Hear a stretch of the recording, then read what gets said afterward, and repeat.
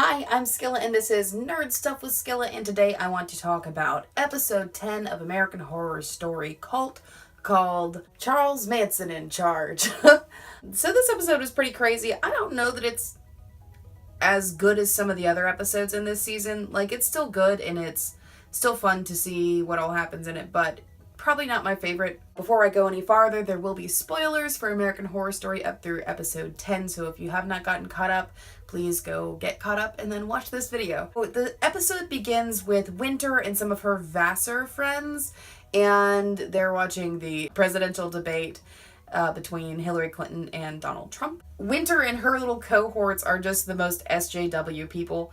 That's not a term that I use all the time, but if you were to brand some people SJW, that would be these little Vassar chicks. And I love that Winter, and apparently her little minions as well, use every single opportunity they can to be like, I went to Vassar. I'm a Vassar student. I study women's studies.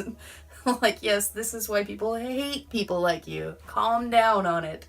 And they're like, I don't know, this is Vassar PC, but I think Hillary's more important than Obama. Kai's like, well, you know, Obama was actually likable, so he had that going for him. One of the girls, like, really gets in his face and, like, starts saying some things that really upset Kai, so he smacked that bitch right in the face, and she, like, shoves him. She goes, I'm pressing charges.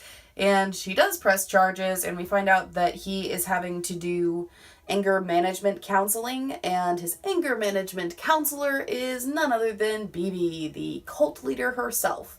And in this scene between the two of them, we find out that Kai was not the person who originated the idea of starting a cult. He got it all from Bibi, who wanted him to unleash female rage. I don't know that we need any more help with that in this country right now. You don't really need this Joker to help out with it. And I don't really feel like it's this giant twist, really, since we already knew they were in cahoots and everybody already suspected that Kai wasn't the actual leader of the cult. But it was fine. You know, we talked about this before where cults try to get people when they're vulnerable, and I don't know that Kai has ever been so vulnerable as he is at this point in time. So it makes sense that he would grab onto the leadership of somebody else when he's pretty unstable when his anger management counseling is going on. Throughout this episode, we see Kai get more and more paranoid. He's already expressed some paranoia in last week's episode, but now he's like really freaking out. He's giving a campaign speech for an election that doesn't happen for 2 more years, because that is another similarity between him and Trump, who is campaigning currently. While he is giving this rally speech, there is a group of protesters, and it ends up with them yelling shame, shame, shame at him, which is something that actually happened during this election. Kai ends up getting pepper sprayed, and then they pour milk all over him, which was really kind of weird. They like focused on him being covered in milk for a little while. We find out that Kai is telling everybody that Ivy has went away to cooking school, and Winter doesn't believe it. She thinks that Kai has killed her. And then Allie's just like, well, if something did happen to Ivy, what makes you think that Kai did it?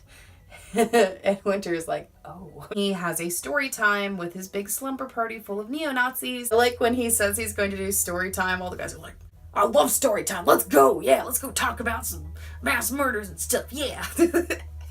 And they have a discussion about the Manson murders. And oh my goodness.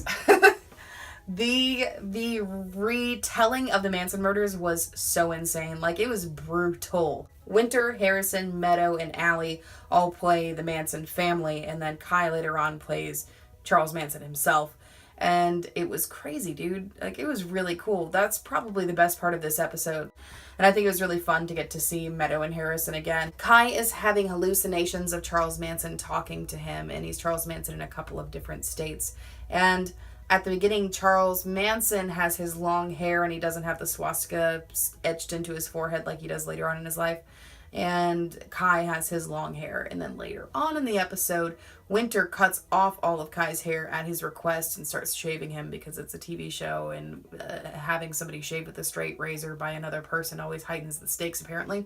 It's tropey, I'm sorry. Later on, we see Manson shaved head with the swastika in the middle of his forehead, while Kai also has a shaved head. But I really think that they were trying to drive home that he kind of is Manson. He's creating his own Manson family and people who are going to go out and do the Night of 1,000 Tates. Now, that they call it the Night of 1,000 Tates is, you know, a callback to a victim of the Manson murders, but also he's played a character named Tate on American Horror Story, and I think it's kind of a reference to House of a Thousand Corpses. We see Gary and some of the little neo-Nazi dudes go into a Planned Parenthood clinic, and Gary thinks that they're there to steal the files of a bunch of people who are scheduled to get abortions.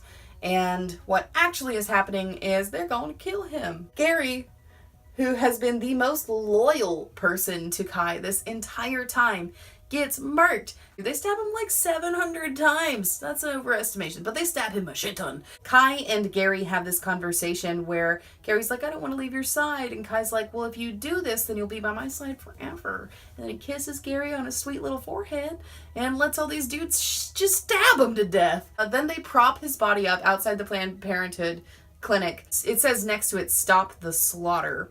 Bye, Gary. You will be missed. By Kai, at least. He definitely loved you. He calls the group that he's blaming this murder on the woke warriors. So I'm assuming that's like a term that we're going to see for the rest of the season. I kind of wish that we'd kind of gotten it a little bit earlier in the season, because it's said like 3 or 4 times in this episode. I'm just like, is that something they talked about before? Because that isn't a group that I register as an entity in the show. Kai is like not able to focus on anything, which is crazy because he's on loads of Adderall, tearing apart his little den where he has all of his Pinky Power sessions, and he's in there chilling with Allie, and then he goes upstairs to have some like come to Jesus with himself in the dead parent room, and he sees Vincent come back to life, and this is where we first see him as Manson. And when he leaves that room, Allie knocks on the door and he comes out, and Allie's like, what's this? And Winter later on says that it's a Fitbit battery, but they believe it's a bug. I've never seen a Fitbit battery, so I don't know whether that's true or not, but it was sewn into a cushion, so we're led to believe that it's a bug. And then much later in the episode, it's revealed that there is some other type of device hidden in the ice cream truck. Winter tries to get Beverly to leave because Beverly is so broken. You can see how broken she is throughout this episode when she's doing her reporting, when she's usually got her game face on. This time, she was just like, and what else, Kai? Well, that must be disturbing. It's sad to see her so broken. Winter tries to give her an Amtrak ticket to go to Butte, Montana. And she turns it down. She says, tell Supreme Leader that I'm not down with that at all. I'm staying here because I'm loyal. BB comes to the house and she's yelling at Kai. She's like, this wasn't the plan. You were supposed to piss off the women so that we could have a revolution. And he's like, reveals to her that he's just not doing that. Like, of course I want women pissed off, but I'm not trying to incite them so that the patriarchy gets crumbled. I love the patriarchy. And she like hits him and he's on the ground and she's like, before I shoot your dick off, you know? And Allie shoots her.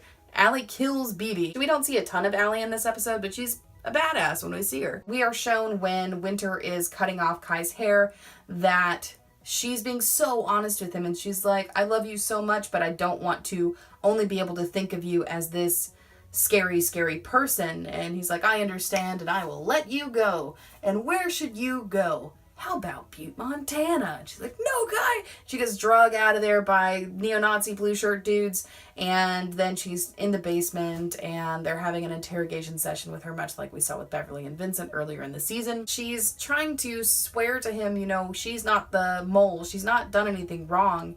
And she kind of has done a couple of things that would be wrong in his eyes, but she has not really betrayed him at all. And he just, through his fury, chokes Winter to death in front of this group and then ends up crying. At the end of this, we see Speedwagon run out and go to his car, and he pulls a wire out from underneath his shirt and smashes it on his dashboard.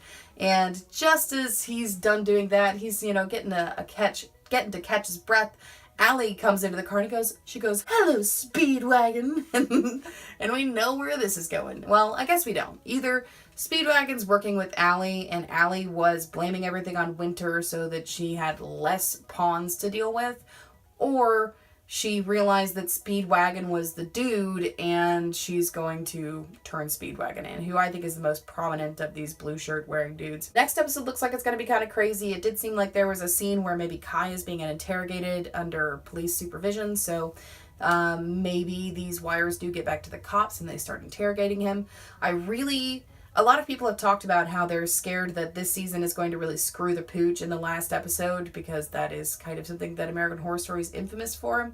But it looks like they're staying on task. It looks like they're going to really wrap this story up and it's going to be pretty solid.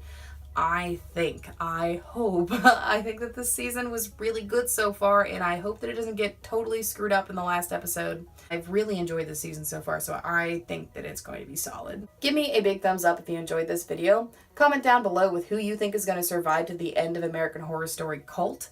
Make sure to subscribe to my channel if you want to hear about more nerdy things from me, and as always, thank you so much for watching.